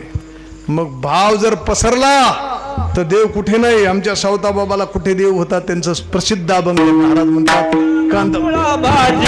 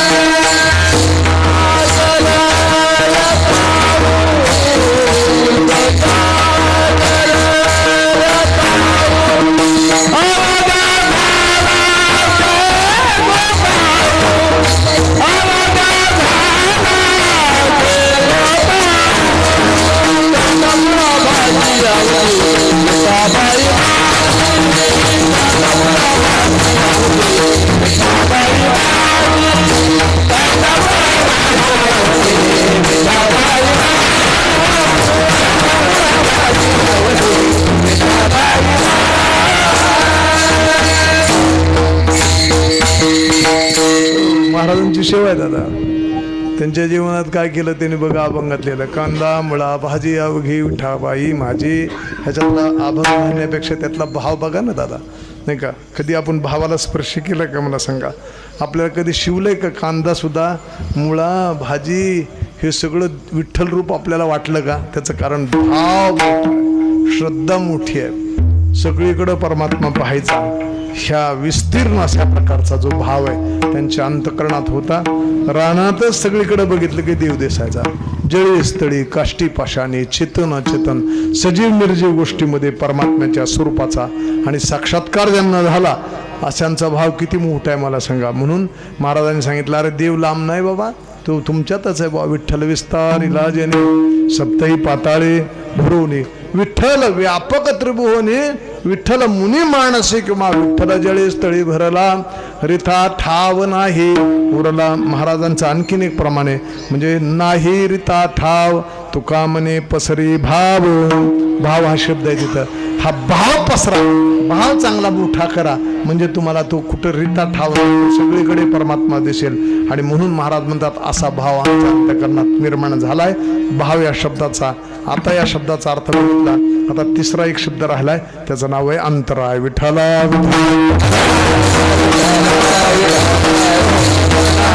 अंतराय देऊ नका म्हणजे भाव निर्माण झाला पण तो भाव टिकवा, तो सुटू देऊ नका, अंतर पडू देऊ नका, तो संपू देऊ नका, समाप्त होऊ देऊ नका, त्याच्यात काही बदल पडू देऊ नका, असा ह्या मागणीचा विषय. बऱ्याच वेळेला असं होतं, त्याचं कारण भाव निर्माण होतं पण अंतराय निर्माण करणारी खूप मोठी मोठी कारणं आहेत बरं का. आणि पहिलं कारण अंतर निर्माण करणारं जे आहे त्याला देहा अभिमान असं म्हणतात. देहाच्या अभिमानानं देवाच्या संबंधात निर्माण झालेल्या भावात अंतराय निर्माण होतो. तो देह तादात्म्य ज्याला आहे ना, देहाच्या आणि त्या ठिकाणी अभिमान ज्याच्या ठिकाणी आहे, देह जो तादात्म्य स्वतःला धरून राहिलं की देवाच्या संबंधात असणाऱ्या भावात अंतर पडलं म्हणून समजा. आता हे जरा अवघड आहे तर सोपं सांगतो. सोपं कसं आहे, अंतर पडलं बघा तुम्ही. आता पाऊस यायला लागला की नको म्हणले कीर्तनाला, का बरं? देहाच्या संबंधामध्ये तिथं देह जागृती येणार का नको, भिजल्या पडसं होईल नाही का. मग आपल्याला मग अंतराय निर्माण करणारी देह जागृती, देह तादात्म्य जोपर्यंत आहे, तुमचं माझं जाऊ द्या, मोठ्या मोठ्यांची असली स्थिती आहे. भगवान परमात्मा श्रीकृष्ण आहे, श्रीकृष्णाने चेंडू नेमका त्या डोहात पडल असाच टाकला, कारण त्याला कालियाचा त्या ठिकाणी मर्दन करायचं होतं. उद्याचा विषय आहे खरा बरं का, पण थोडंसं माझ्या कामापुरतं सांगतो. ते डोहात पडल्यावर कृष्णानं उडी मारली आणि कृष्ण डोहात बुडला. बुडल्याबरोबर आणि त्या ठिकाणी अशा प्रकारची बातमी पसरली आणि यशोदा धावत धावत आली. धावत आल्यावर बऱ्याच अशा बायका होत्या जवळ आणि ती म्हणायची मला जाऊ द्या, मी पण उडी टाकणार, मला जाऊ द्या, मला विवाण. ह्यासाठी स्वतंत्र अभंग बरं का लिहिलेलं, तुम्ही वाचा, अभ्यास करा. पण धरायला जोपर्यंत धरत होते तोपर्यंत ठीक आहे, पण कुणीतरी सांगितलं जाऊ द्या सोडून, म्हणजे ते काही थांबत नाही म्हणले. तर मोकळं सोडून दिल्याबरोबर ती पाठीमागं सरकायला लागली. म्हणजे पाठीमागं का, तर पाठीमागं सरकायला लागली त्याचं कारण देह जागृती झाली. स्वतःच्या देहाचं तादात्म्य त्या ठिकाणी निर्माण झाल्याबरोबर देवाच्या संबंधामध्ये अंतराय निर्माण होतो. मोठी मोठी मंडळी इथं असं झालेली अनेक कथा आहेत, अनेक पुराणात कथा सांगितल्यात. पण जोपर्यंत देह जागृती येत, तुम्हाला देह तादात्म्य, तोपर्यंत हा अंतराय निर्माण होतो. मग बघा तुम्ही, वारीला माणूस आजारी पडला की तो पुढच्या वर्षी म्हणतो जमतच नाही बाबा वारी आपल्याला, नाही का, आजारीच पडते, जाऊ दे नको बाबा म्हणलं बा, शरीराला सांभाळायला पाहिजे. शरीर सांभाळलं की कुठं परमार्थ होत असतो का, नाही का. झोप नाही झाली तर आम्हाला कसतरीच होतं म्हणून आम्ही 4 वाजता काकड्याला उठत नाही. ह्याला काय अंतरायचीच का नाही. ती देह तोपर्यंत जागृती जोपर्यंत. बघा तुम्ही असं म्हणतात ती मोठी मोठी मंडळीत रात्र भजन करायची. आता पूर्वीची माणसं कमी झाली पण आजही नियम करणारी माणसं आहेत. रात्र 2 वाजता भजन सुरू केलं की पहाटे 4-5 वाजेपर्यंत उभेने नाचून भजन करणारी माणसं आहेत. हायवती बाबा म्हणून बाबा होऊन गेले की ज्यांचं भजन माऊलींच्या समाधीच्या पुढे असायचं. ज्यांनी परंपरा सुरू केली, ह्याची वारीची परंपरा सुरू केली, माऊलींच्या समाधीसमोर भजन करायचं म्हणजे उभेने करायचं, रात्री सुरू करायचं आणि पहाटे बंद करायचं. तर त्यांच्या भजनाची माऊलींना आवड इतकी होती की काही लोकांना त्यांच्या भजनाचा त्रास होत होता म्हणून तक्रार केली आणि त्यांना म्हणले लांब तिकडे डोंगरावर जाऊन भजन करा. ते गेले डोंगरावर जाऊन भजन करायला, पण माऊलींनी स्वप्नात सांगितलं जाऊन त्यांना आणा, त्याशिवाय जमत नाही. त्यांना परत भजन करायला लावलं आणि रात्रभर उड्या माजून भजन करणारी माणसं कुठं आणि आपण शरीराला सांभाळणारी माणसं कुठं मला सांगा, नाही का. त्याचं कारण शरीर एक कारण असं आहे की ते या ठिकाणी अंतराय निर्माण करतं. आणि अंतराय निर्माण करण्याची जी कारणं आहेत ती कारणं देवा तुम्ही निर्माण करू देऊ नका. आणि म्हणून तुम्ही काय करा की आता माझे भावा अंतराय नको देवा. ठीक आहे, म्हणजे हे सगळं जर केलं तर तुम्ही कसं राहणार आहेत याचं उत्तर अभंगाच्या 2ऱ्या चरणामध्ये.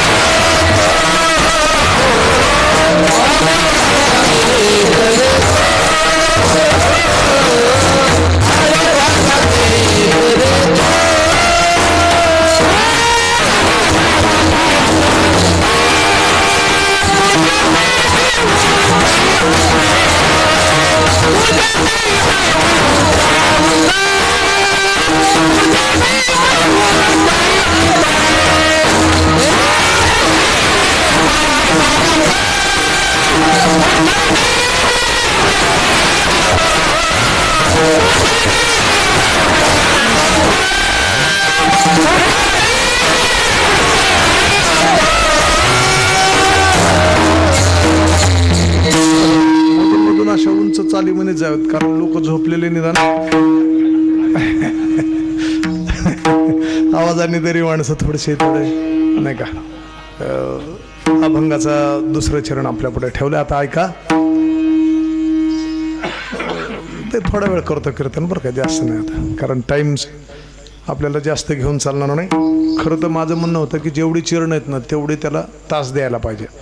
4 चरणाचा 4 तास, 5 तासांचं 5 तास, पण तशी देत नाहीत लोक. 2 तासात सुद्धा माणसं गळहटल्यासारखे होते. अलीकडे तर 15, मला तर आता 15 मिनिटावर कीर्तन येऊ नये का एवढीच भीती वाटायला लागली अलीकडे. माझी तर परिस्थिती अशी झाली. मला तर लोक म्हणले महाराज कीर्तन ऐकायला बरं वाटतं बरं का, पण एक 10-15 मिनिटं असावा, लई नसावा नाही का. आता 15 मिनिटात काय कीर्तन होईल मला सांगा बरं का. बरेच लोक सुशिक्षित माणसं म्हणले तुमचं आम्ही बघतो, पण एवढा कुठं वेळ आहे, 2-2 तास कीर्तन असतं का म्हणले. कसं काय झालं, एक 15 मिनिटं ठीक आहे.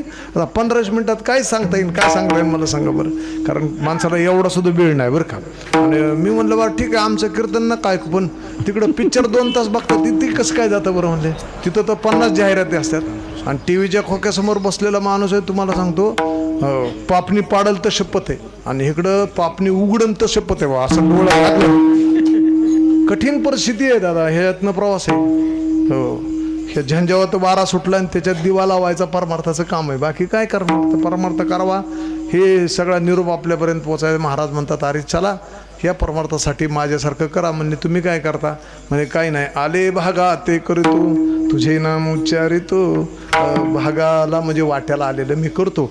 आमच्या वाट्याला जे कर्म आलेले आहे, भाग याचा अर्थ 2 पद्धतीने सांगितलं. एक प्रारब्धाने आमच्या वाट्याला आलेलं आणि एक त्या ठिकाणी अशा प्रकारचं कर्तव्य म्हणून आमचं आहे. ह्या 2 भागाचा विचार इथे सांगितलेला आहे. शास्त्रात सांगितलं प्रारब्धानं आलेलं ते तुम्हाला करावंच लागेल. आले भागा ते करतो. आता वाट्याला आलंय, भागाला आलंय, करतोय का. कुणाला शेतकरी असेल, कुणाला नोकरी असेल, कुणाला आणखीन काय असेल, जी कर्म ज्याच्या वाट्याला आली ती करावीत म्हणून आपल्याला सावताबाबांनी शिकवलं बरं का दादा.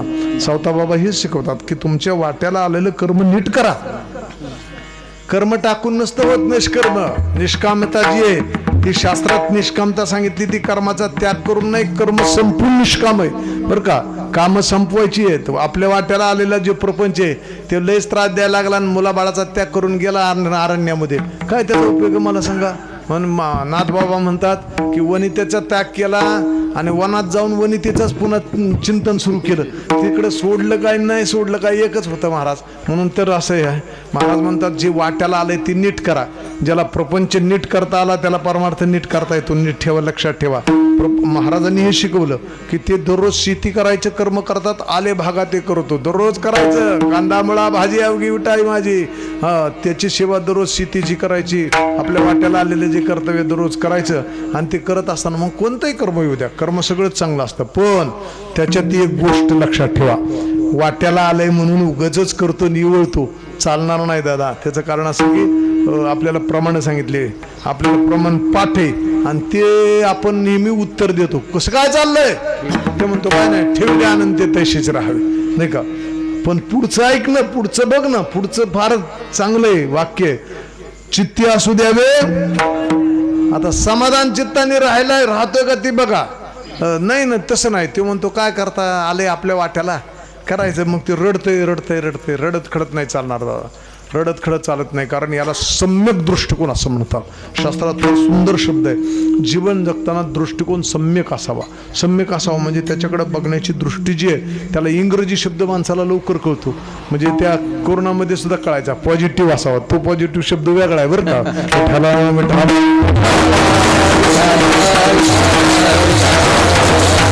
सकारात्मक दृष्टी जीवनाकडे बघायला असले तर कर्म वाट्याला आलेले माणूस हसत करतो.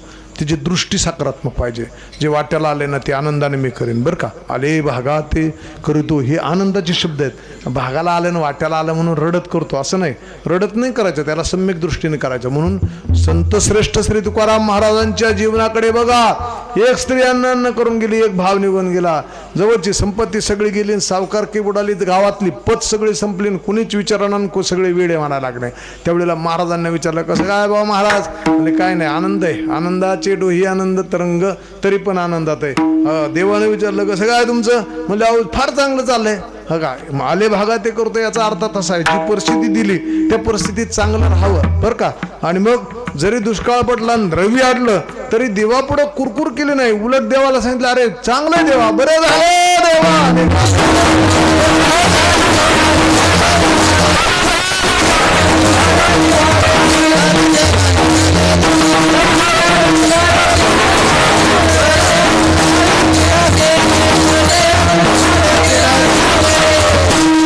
त्याला म्हणतात आले भागा करतो. कशाला? आता नीट ऐका बरं का, आपण ऐकतच नाही. आता मला सांगा बरे झाले कशाला म्हणले तुकाराम महाराजांनी? नीट ऐका ना, नीट ऐका ना, शब्द बघा ना, लक्षात ठेवा. बरे झाले देवा, काय झालं? निघाले दिवाळे. दिवाळे निघाल्यावर बरं असतं का? बरे या दुष्काळ पिढा गेली, जरी बायको गेली पिढा गेली, संपत्ती गेली पिढा गेली, द्रव्य गेलं बरं झालं, बरं झालं असं म्हणायला येईल का? मला सांगा, खरं सांगायचं बरं का, म्हणजे सांगणारलाच यायचं नाही तर तुमचा तर प्रश्न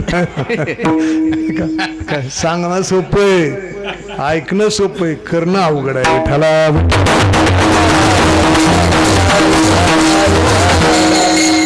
याला म्हणतात आले भागा ते करतो. जी परिस्थिती दिली त्या परिस्थितीत आनंदाने राहा बाबा.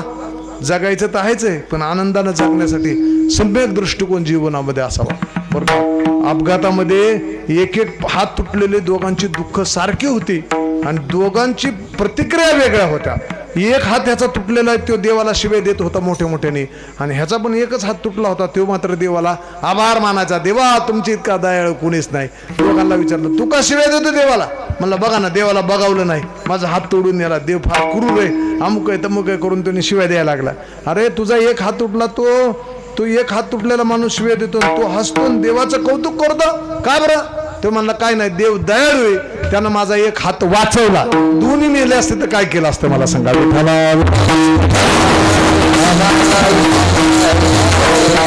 बघण्याची दृष्टी जी आहे ना. अजून एक सांगू का मला, म्हणजे मी नेहमी सांगतो ती मला गोष्ट आवडलेली सांगतो, एकदा सांगून जातो.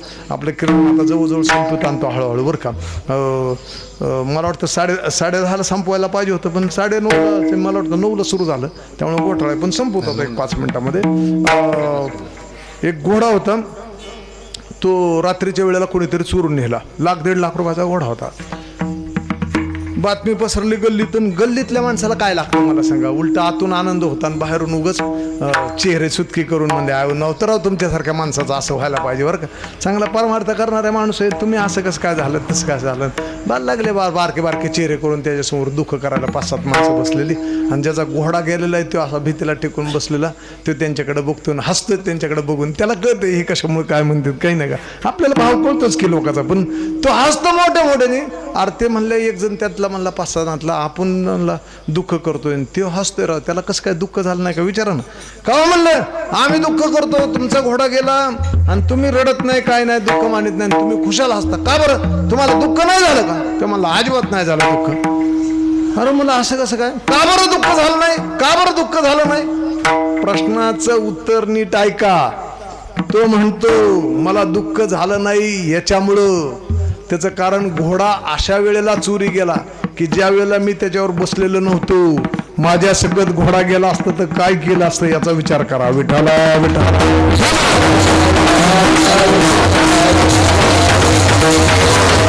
हा दृष्टिकोन आहे, त्याला म्हणतात सम्यक, आणि तो सम्यक दृष्टिकोन इथं लागतो. आले भागात करीतो, भागाला वाट्याला आले ते करतो, आणि नुसतं ते करीत नाही, तुझे नाम उच्चारित, सारखं रात्रंदिवस तुझं नाम. महाराज म्हणतात आशनी शयनी असू द्या, नाहीतर झोपेत असू, नाहीतर जागृतीत असू, नाहीतर सुश्रुतीत असू द्या, नाहीतर कामामध्ये काम काही म्हणा, राम राम दिन रजनी हाचे धंदा, गोविंदाचे पुवाडे अनेक नेनो धंदा नित्य द्या तसे गोविंदा, गाऊ राम नाम सदा सदा नाम घोष करू हरिकथा. रात्रंदिवस अशा प्रकारचं नामस्मरण करतो आणि तुझं नाव उच्चारितो. एवढंच नाही तर देवा, अरे बाबा आता हे जे म्हण आहे ते कठीण आहे, दृढ माझे म्हण नाही का, येथे राखावे बांधून, हे अभंगाचं 3रे चरण आहे. 3ऱ्या चरणात महाराज म्हणतात मन अवघड आहे, बहुत चंचल चप्पळ जाता येता नगरे, वेळ आकाशा करवेल चौघडे, महामेरू बांधवेल पुढे, शून्याची मुरडवेल वरडी परी बनाच्या ओढी अनिवार, चंचलही मन कृष्णाप्रमाती बलोर्धम. महाराज म्हणतात बाबा हे अवघड आहे, किती अवघड आहे, फार कठीण आहे. म्हणून तुकाराम महाराज या मनाच्या पुढे आणि लीन झाले, मनाला हात जोडले, मनाला विनंती केली. तुका म्हणे मला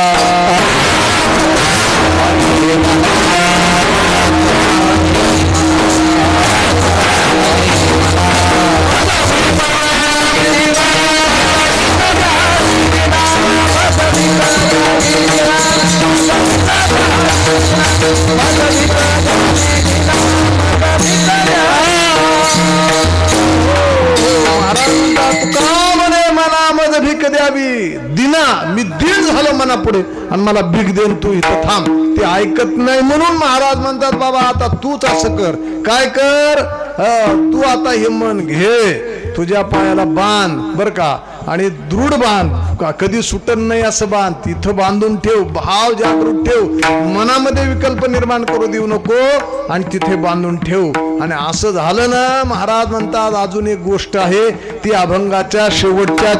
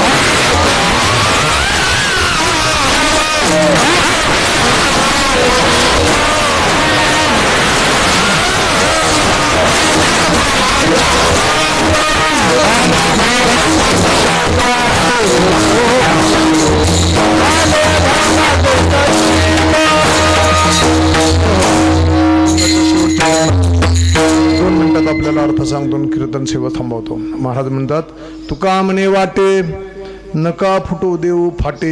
शब्द कसे आहेत बघा ही वाट धरली तुमची पण त्याला फाटे फुटू देऊ नका.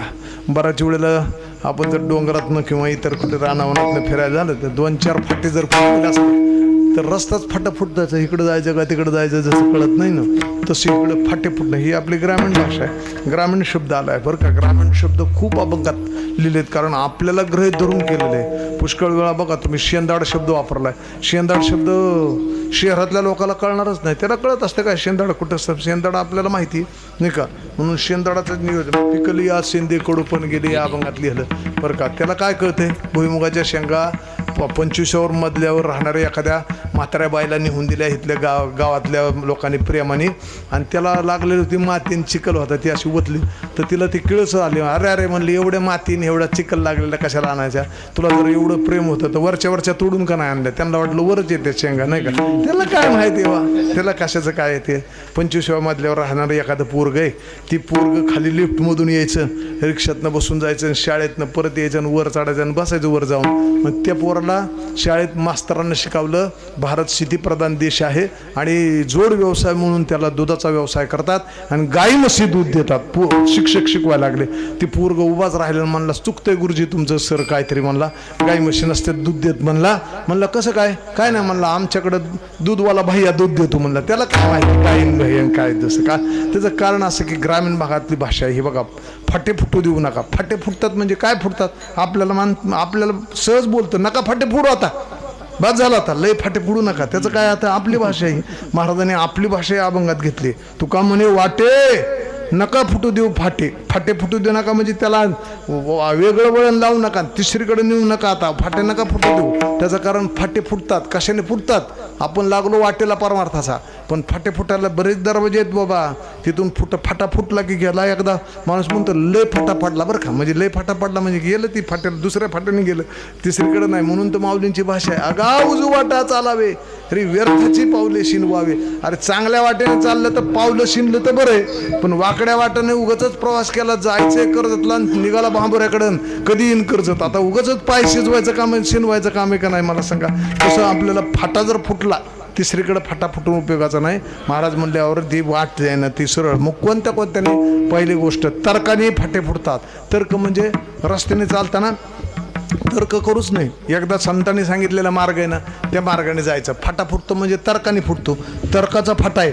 तर्काचा फाटा म्हणजे ही खरंच आहे का, हे हायच का देवन असला तर तो भेटणच का, मग कधी भेटणं, आम्हाला इमायनी येईन का नाही येईन. ती बरं 70-50 भानगडी गाडीत बसण्यापेक्षा सांगितलं ना संतांनी बाबा, त्यांनी सांगितले या मार्गाने जा, नाही का, या पंथाने येण्याचे पण ते चालू करता, न पडे गुंता कोटे काही मार्ग दावणे गेले. आधी अगोदर सांगितलं ना तुम्ही जा. आता मी नेहमी सांगत असतो, करमाळा चौकात उभा राहिल्यावर असे चारी बाजूला फाटे असतात का असे लिहिलेले, काय Karmala 30 kilometre, Karjat 16 kilometre, Bhigwan 25 kilometre, आणि इकडं समजा सिद्धटेक 23 किलोमीटर असं दाखवलंय. आणि ती पाटीमध्ये बोर्ड लावला मोठा. आता माणसं, नवीन माणूस आला तर ते कुणाकडे बघून मार्ग धरतो, वळतो कुठून मला सांगा बरं. त्याने दाखवलेलं त्या फाटीकडून बघतो. तो आता शहाणा माणूस पाटीला जाऊन कधी विचारलं का, बाई तू सांगते अंतर पण तू कधी जाऊन आली का बा तिथं, पाठी जाऊन येत असते का मला सांगा. तसं शहाण्या माणसाने विश्वास कशावर ठेवायचा, जर तुम्ही ह्या पाठीवर ठेवता तसं संतावर विश्वास ठेवायचा आणि फाटे फुटून द्यायचे नाही, तर्क करायचा नाही. देव असन का नसन. आता मला विशेषच वाटतं माणसाचं. बघा तुम्ही माणसं इतकी तर्कवादी माणसं आहेत. मी नेहमी म्हणत असतो, मला तर लय आश्चर्य वाटतं, जर एखाद्या माणसाने म्हणलं ना की बा इकडं जाऊ नका बरं का राज्याला, तिकडं भूत आहे बरं का, भूत आहे, भूत भूत भूत म्हणल्याबरोबर माणसं त्याच्यावर पकाट विश्वास ठेवतात. रात नाही, आमोश आला तर कधीच तिकडे फिरकीतच नाही. आता भूत म्हणल्यावर विश्वास बसतोय, आणि आम्ही म्हणलं देवळात देव आहे म्हणलं विश्वास बसत नाही. किती अवघड गोष्ट आहे मला सांगा ना माणसाची. विठाला विठाला तर्काने फुटणारे फाटे. तर्क नका न करू नका, तर्काने फाटा फुटतो. बर, देहाच्या अभिमानाने फाटा फुटतो, अहंकाराने फाटा फुटतो. अहंकार धरला ना, मीपणा ज्याला असेल त्याला मीपणाने ही तर फाटा फुटतो. भक्तीमध्ये मीपणाने मला लई यायला लागलं आणि मी लई मोठा झालो, मीच महाराज झालो, मी आमका झालो, ह्या सगळ्या अहंकाराने फाटा फुटते. ते अनेक फाट्याचे प्रकार आहेत, ते सांगायला आपल्याला वेळ नाही. पण महाराजांनी देवाच्या पुढे विनंती केली, देवा तू का म्हणे वाटे आता आम्हाला फाटा फुटू देऊ नका, तिकडे वेगवेगळे रस्त्याला लावू नका. एकच रस्ता आहे तो म्हणजे आमच्या अंतःकरणात भाव निर्माण झाला तो टिकावा. आता माझे भावा अंतराय नको देवा, आले भागा ते करतो तुझे नाम उच्चारतो विठोबा.